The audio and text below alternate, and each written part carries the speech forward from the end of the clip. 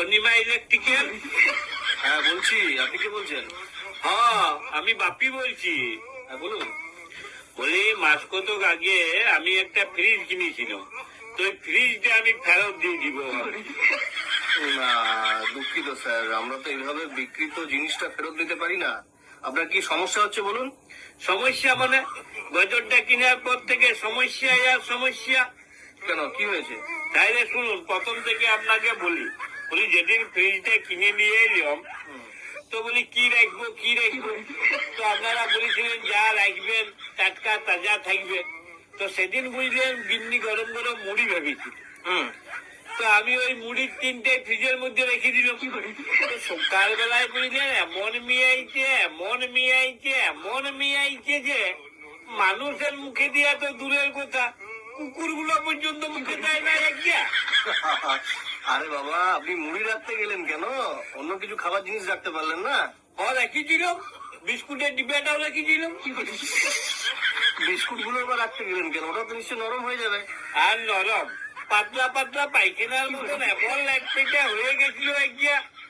তবে উঠটা কুকুরগুলো বেশ ফুর্তি করে চেটে পুটেই খেয়েছে।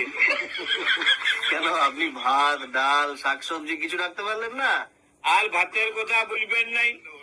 তো সেদিন খাওয়া দাওয়ার পরে ভাতটা বাড়ি গেছে। তো গিন্নিকে বললাম, শুনো এক কাজ করো, ভাতটা জল ঢেলে ফ্রিজে রেখে দাও, দেখি ফ্রিজে আমার নিটা কেমন হয়।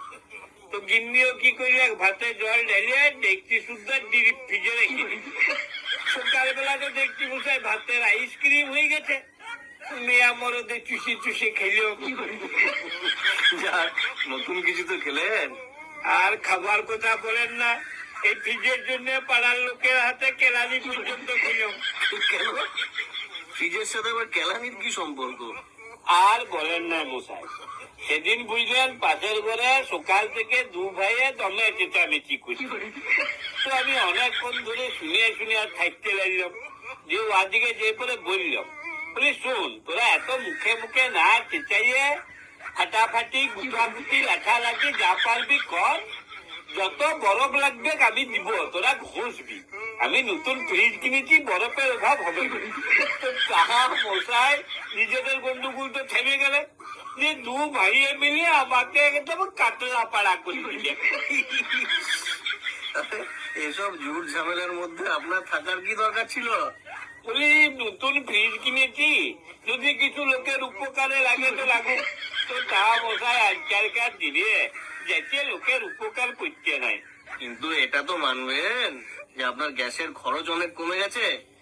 আর গ্যাসের খরচ কমার কথা বলবেন নাই, ডবল হয়ে গেছে, ডবল। কি করে? এই যে আমার গিন্নি কি করে কালকে রান্নাটা আজকে করে রাখে, বলে যে গরম গরম রাখবো আর খাবো কি, তাইলে ফ্রিজ কিনেছি কিসের জন্য? তো একদিন রান্নার জন্য গ্যাস পুড়ছে, আর তারপরের দিনে গরম করে খাবার জন্য আবার গ্যাস পুড়ছে।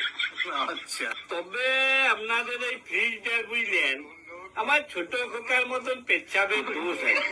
মানে? আর বলবেন নাই, ওই যে সেদিন দেখতে বেলায় দমে জল ঝড় বৃষ্টি হইল, যে সারা রাত কারেন্ট ছিল নাই। হ্যাঁ হ্যাঁ হ্যাঁ। তো ভোরবেলায় আমার ঘুমটা ভেঙে গেলে, তো উঠে দেখছি মেজাটা জল সব সব করছে। তো আমার গিন্নিকে বললাম, হ্যাঁ গো ছোট খোকা কি মেজাটা তো মুছে দিচ্ছে?